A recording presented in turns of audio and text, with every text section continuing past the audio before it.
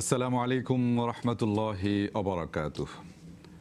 দেশের এবং প্রবাসের সম্মানিত দর্শক শ্রোতা, প্রীতি এবং শুভেচ্ছা জানিয়ে শুরু করছি জুমাবারের বিশেষ আয়োজন শরীফ থ্রেড টেপ নিবেদিত প্রশ্ন করুন অনুষ্ঠান। সাথে আছি শরীফ বাইজিদ মাহমুদ। দর্শক শ্রোতা, আজও আপনাদের প্রশ্নের জবাব দেবেন প্রখ্যাত আলেমেদিন শাহ ওয়ালিউল্লাহ। আসসালামু আলাইকুম রহমতুল্লাহি ওয়াবারাকাতুহু। সম্মানিত দর্শক, আপনারা যারা আমাদের কাছে সরাসরি টেলিফোনে প্রশ্ন করতে চান তারা স্ক্রলে দেখানো নাম্বারে প্রশ্ন করতে পারবেন। এছাড়াও SMS এর মাধ্যমে যারা প্রশ্ন করতে চান তারা পিকে লিখে স্পেস দিয়ে আপনার প্রশ্ন পাঠিয়ে দেন 4141 নাম্বারে। ইমেলে যারা প্রশ্ন করতে চান পিকে লিখে rtvbd.tv এই আইডিতে প্রশ্ন পাঠাতে পারেন। এছাড়াও যারা অনুষ্ঠানটি সম্পূর্ণভাবে দেখতে চান পুনরায়, তারা ইউটিউবে পর্ব নম্বর এবং প্রশ্ন করুন লিখে সার্চ করলে পুরো অনুষ্ঠান দেখতে পাবেন। মোহতারাম, আপনাকে অসংখ্য ধন্যবাদ জানাচ্ছি আমাদের অনুষ্ঠানে আসার জন্য। আমরা শুরুতে একটি মেইল নিচ্ছি, এটি পাঠিয়েছেন জনাব আব্দুর রব। তিনি জানতে চাচ্ছেন, টানা 3 সপ্তাহ যদি জুমা নামাজ না পড়া হয়, অনেকেই বলে থাকেন ঈমান থাকে না, কথাটা কতটুকু সত্য? আলহামদুলিল্লাহ ওয়াসসালাতু ওয়াসসালামু আলা রাসূলিল্লাহি ওয়া বা'দ। আসলে জুমা হলো শিআর, ইসলামের অন্যতম একটি মৌলিক নিদর্শন, যাতে প্রত্যেকটি মানুষ শ্রেণীভেদ, বর্ণভেদ, সামাজিক ভেদাভেদ ভুলে গিয়ে একত্রিত হয়। এবং জুমাকে বলা হয়েছে হাজ্জুল মাসাকিন, মিসকিনদের জন্য হজ অথবা সপ্তাহের ঈদ। তো সপ্তাহের ঈদের দিন হিসাবে সকল মানুষ জুমার নামাজে একত্রিত হয় বাধ্যতামূলক একটা বক্তব্য শুনে। তো এই জুমা পরপর 3টা যদি কেউ ইচ্ছা করে ছেড়ে দেয়, সে মুসাফির নয়, মুকিম অবস্থায়, তাইলে তার আত্মায় মোহর মেরে দেয়া হয়। এটা বিশুদ্ধ হাদিস। কিন্তু ঈমান চলে যায়, এটা একটু বলতে গিয়ে একটু শব্দ একটু বেশি হয়ে গিয়েছে আর কি। মূলত পরপর 3টি জুমা ছেড়ে দেয়া, ইচ্ছা করে পরপর 3টি জুমা ছেড়ে দেওয়ার কারণে আত্মায় মোহর পড়ে যায়, তাতে হেদায়েত গ্রহণ করার সত্যাগত বাস্তবতা হারিয়ে যায়। তাই উচিত জুমা পড়া, জুমাকে মর্যাদা দেয়া, জুমার দিনে আগে আগে মসজিদে যাওয়া এবং অবশ্যই জুমাকে নিজের সৌভাগ্যের কারণ হিসেবে অর্জনের চেষ্টা করা। ধন্যবাদ ভাই আব্দুর রব। আশা করছি যে আপনি আপনার প্রশ্নের উত্তর পেলেন যথার্থভাবেই। এবার একটি SMS পাঠিয়েছেন ইসমাইল। উনি জানতে চাচ্ছেন, আসর নামাজ পড়ার পর নফল নামাজ পড়া যাবে কিনা? আসলে স্বাভাবিকভাবে আসরের ফরজ নামাজ পড়া হয়ে গেল, মাগরিবের আগে সাধারণত কোনো নফল নামাজ নাই। তবে হ্যাঁ, কেউ যদি মসজিদে ঢুকে তাহলে 2 রাকাত তাহিয়াতুল মসজিদ পড়তে পারবে। কেউ যদি অজু করে তাহলে তাহিয়াতুল ওযু বা অজুর জন্য 2 রাকাত নামাজ পড়তে পারে, নিষেধ নাই। কেবল স্বাভাবিকভাবে জেনারেলি নফল নামাজ আসরের ফরজ নামাজ পড়ার পর থেকে নিয়ে মাগরিবের আজানের আগ পর্যন্ত নাই। এটা হলো স্বাভাবিক সুন্নাহ। কিন্তু বললাম, মসজিদে ঢুকলে পড়তে পারে, অথবা অজু করলে পড়তে পারে, অথবা কারো কাজা নামাজ থেকে গেলে পড়তে পারে, অথবা জানাজা আসলে পড়তে পারে। এটা কি তাহিয়াতুল ওযু নাকি দুখুলুল মসজিদ? দুখুলুল মসজিদ হলো মসজিদে ঢোকার জন্য, আর তাহিয়াতুল ওযু হলো অজু করার পরে। জি, দর্শক লাইনে আছে। দর্শক আসসালামু আলাইকুম, পরিচয় দিয়ে প্রশ্ন করুন। আমার নাম মোহাম্মদ ওমর ফারুক, আমি বাউফল। জি, পটুয়াখালী বাউফল থেকে বলছি। জি, পটুয়াখালী বাউফল থেকে। আমি একটা ইসলাম জামে মসজিদের সেক্রেটারি। কিন্তু আমি একটু জানতে চাই যে তারাবি নামাজ নিয়ে 20 রাকাত এবং 8 রাকাত নিয়ে অনেক বিতর্ক হয়, এবং কোনো মানুষ মারা গেলে সেই খবরটা মসজিদের মাইক ব্যবহার করা যাবে কিনা? আচ্ছা, ধন্যবাদ ভাই। আপনি যে 2টি প্রশ্ন করেছেন ভাই ওমর ফারুক, আপনি প্রথমটা তো অনেক আলোচিত, এ নিয়ে আমাদের মহতারাম আলোচকবৃন্দ, মেহমানবৃন্দ অনেক আলোচনা করেছেন। আমার মনে তারপরও মেহমান যদি বলবেন। দ্বিতীয় আরেকটি প্রশ্ন আছে গুরুত্বপূর্ণ। জি, আসলে তারাবি কেবল রমজান মাসে এশার ফরজ নামাজ পড়া হয়ে যাওয়ার পর থেকে নিয়ে পড়া হয়, এবং তারাবি মুহাম্মদুর রাসূলুল্লাহ সাল্লাল্লাহু তাআলা আলাইহি ওয়াসাল্লাম 3 দিন অথবা 4 দিন জামাতের সাথে পড়েছেন। তিনি নিজে জামাত নামাজ শুরু করেছেন, পিছনে সাহাবায়ে কেরাম রাদিয়াল্লাহু আনহুম এসে জড়ো হয়েছেন। তারপরে তিনি আশঙ্কা করেছেন, বলেছেন, আমার আশঙ্কা হয় এটা তোমাদের উপরে ফরজ হয়ে যায় কিনা, অথবা তোমরা নিজেদের উপরে বাধ্যতামূলক করে নেও কিনা। রাসূল সাল্লাল্লাহু আলাইহি ওয়াসাল্লামের আশঙ্কাটাই আজকে সত্য প্রমাণিত হয়েছে। আমরা অনেকে 5 ওয়াক্ত নামাজ পড়ি না, কিন্তু তারাবি পড়ার জন্য একেবারে খুব জেনে রাখা উচিত তারাবি ফরজ নয়, জেনে রাখা উচিত তারাবি ওয়াজিব নয়, জেনে রাখা উচিত তারাবি সুন্নতে মুআক্কাদাও নয়, বরং সাধারণ সুন্নাত, পড়লে সোয়াব আছে, না পড়লে কোনো গুনাহ নাই। সুতরাং তারাবির এই অবস্থান মর্যাদাটুকু বুঝে আমাদের তারাবির ব্যাপারে সচেতন হওয়া উচিত। আর দেখুন 20 রাকাত বা 8 রাকাত এই বিতর্ক রয়েছে। আসলে রাসূল সাল্লাল্লাহু আলাইহি ওয়া আলিহি ওয়াসাল্লাম পড়েছেন কয় রাকাত, এটা নিয়ে দুইটি অভিমতি। এমনকি সাহাবায়ে কেরাম রাদিয়াল্লাহু আনহুমগণ মদিনাতুল মুনাওয়ারাতে 38 রাকাত তারাবিও পড়েছেন। জি জি। সুতরাং আমরা অনুরোধ করব, এই যার নিয়ে জি জি, এই নিয়ে যার বেশি সুযোগ না আছে 8 রাকাত পড়বে, যার সুযোগ আছে 20 রাকাত পড়বে, যার সুযোগ আছে বেশি পড়বে। জি জি ইমাম যতক্ষণ নামাজ পড়াবে ততক্ষণ পড়বে। জি জি। এটা নিয়ে বিতর্ক করা, মানে তারাবি পড়তে পারলে এটা নিশ্চয় নিঃসন্দেহে সৌভাগ্যের সব। আমরা যদি মানে এটা আমাদের অ্যাকাউন্টকে সমৃদ্ধ করি, জি। এটা তো আমাদের জন্য ভালো। আমরা দ্বিতীয় প্রশ্নের উত্তরটি একটি প্রশ্ন নিয়ে নিচ্ছি। দর্শক আসসালামু আলাইকুম, পরিচয় দিয়ে প্রশ্ন করুন। হ্যাঁ, আমি ফাতেমা কুমিল্লা থেকে বলতেছি। আমার প্রশ্নটা হচ্ছে নামাজ এবং ওযুর আগে নিয়ত বাঁধা যায় কিনা, আর আরেকটা প্রশ্ন হচ্ছে আল্লাহর কাছে সবচেয়ে প্রিয় দুরূদ শরীফ কোনটা? আচ্ছা, ধন্যবাদ বোন, আপনাকে দুটি প্রশ্ন করেছেন।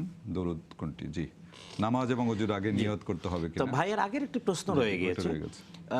মৃত্যু সংবাদ মসজিদের মাইকে ঘোষণা করা যায়, এটা নিয়ে অনেকে বাড়াবাড়ি করেন। আমরা অনুরোধ করব না, মসজিদ হলো স্বাভাবিকভাবে কমিউনিটি সেন্টার, অর্থাৎ সকল মানুষ একত্রিত হওয়ার জায়গার নাম মসজিদ, যেখানে সকল মানুষ একত্রিত হবে, সকলের সামাজিক এবং ধর্মীয়, ইহলৌকিক এবং পারলৌকিক কল্যাণের সকল কথা বিষয় হবে। কল্যাণের নিশ্চিত হয় যে জায়গায়, তার নাম মসজিদ।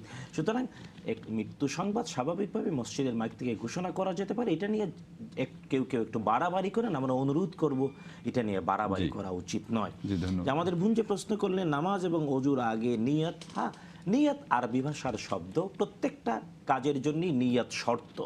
কারণ রাসূল সাল্লাল্লাহু আলাইহি ওয়াসাল্লাম বলেছেন ইন্নামাল আমালু বিন্নিয়াত, প্রত্যেকটি কাজের শুভ পরিণাম নির্ভর করে তার নিয়তের উপরে। নিয়ত অর্থ হলো ইরাদাতুল কলবি ওয়া রিক্কাতু, আত্মার স্থির সিদ্ধান্ত। এর জন্য শর্ত হলো জ্ঞান। জি। এখন প্রশ্ন হলো নিয়ত করতে গিয়ে আমরা অনেকে মুখে শব্দ উচ্চারণ করতে চাই। জি। কেবল হজ এবং উমরার জন্য নিয়ত মুখে উচ্চারণ করতে হয় আল্লাহুম্মা লাব্বাইকা উমরা অথবা আল্লাহুম্মা লাব্বাইকা হাজ্জান বলে। এছাড়া অন্য কোনো ইবাদতে মুখে সব নিয়তের শব্দ উচ্চারণ করতে জি, হয় না। ধন্যবাদ। দর্শক লাইনে আছেন, বোন ফাতেমা, আপনার দ্বিতীয় প্রশ্নের উত্তর পরে দিচ্ছি। দর্শক যিনি লাইনে আছেন পরিচয় দিয়ে প্রশ্ন করুন। সালাম আলাইকুম। আসসালামু আলাইকুম। ওয়ালাইকুম আসসালাম রহমতুল্লাহ। কে বলছেন? আমি ইস্কাটন থেকে সাদিক। জি সাদিক, প্রশ্ন করুন। হুজুরের কাছে প্রশ্ন হলো, জুমার নামাজের পরে 4 রাকাত নামাজ যে আমরা পড়ি, মানে অনেকেই পড়ে না, বের হয়ে যায়, এটা বিধানটা কি?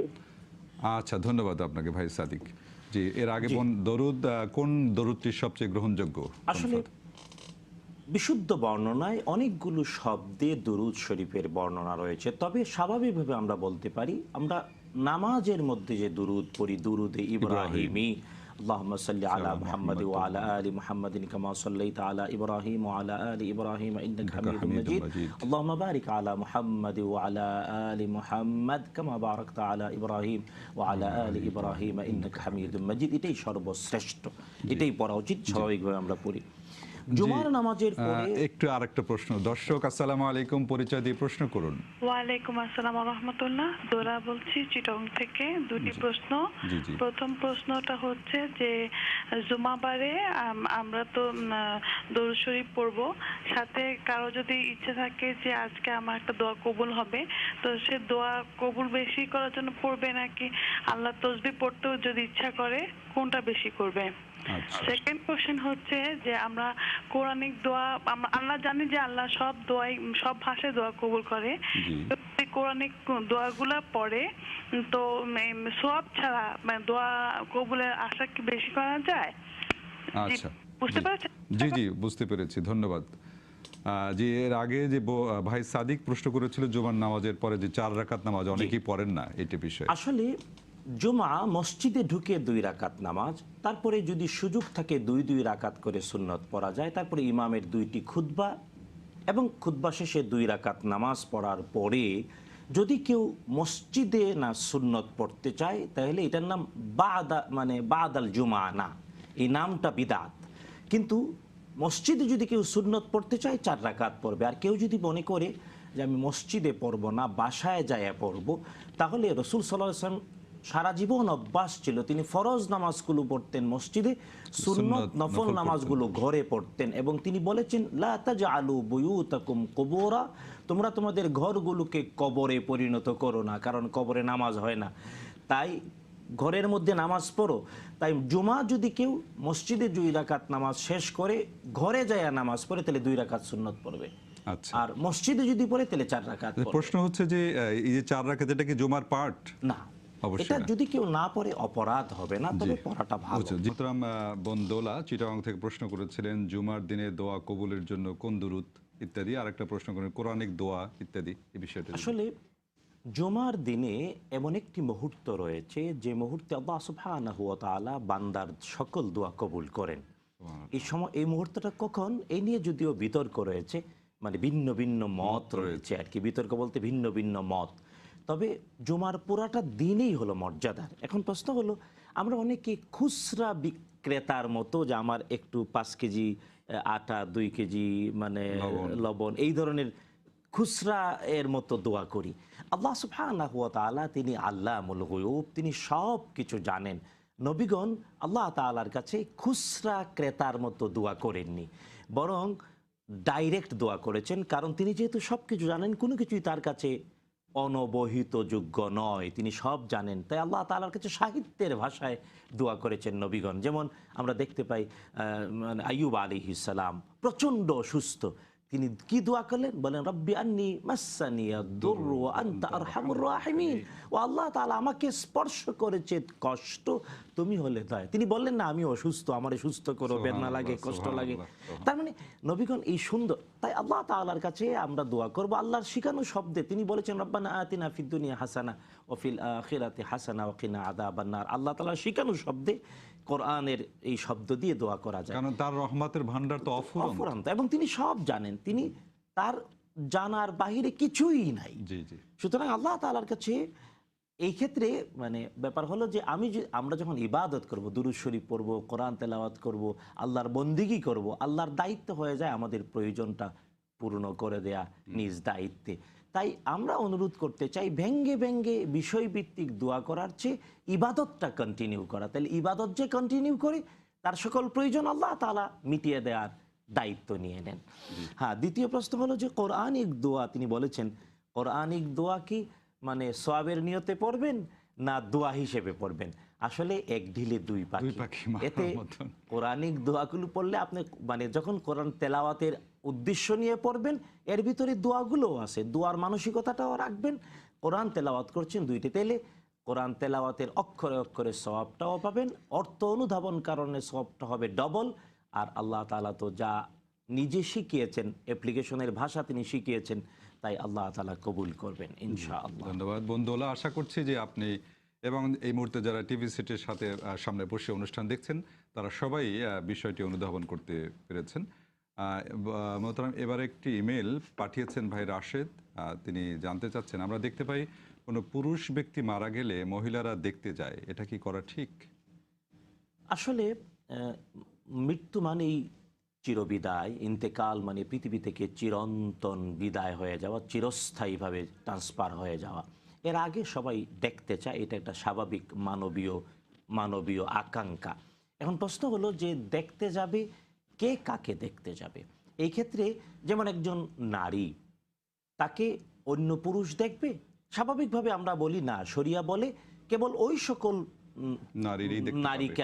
নারীকে ওই সকল পুরুষরাই দেখবে যার সাথে তার বিয়ে হারাম ছিল, যে তার মাহারাম অথবা তার স্বামী, তারা দেখবে। ঠিক এমনি একজন পুরুষ, তাকে অন্য পুরুষরা দেখতে পারে, একজন নারীকে অন্য অনেক নারীরা দেখতে পারে, পুরুষ দেখতে পারে না। তো ব্যাপারটা হলো মাইয়েতকে দেখার ব্যাপারে এই শ্রেণীবিন্যাসটা নিশ্চিত রাখা উচিত। নারী হলে তাকে দেখবে কেবল নারীরা, অথবা ওই সকল পুরুষ যাদের সাথে তার বিবাহ হওয়া হারাম, অথবা তার স্বামী।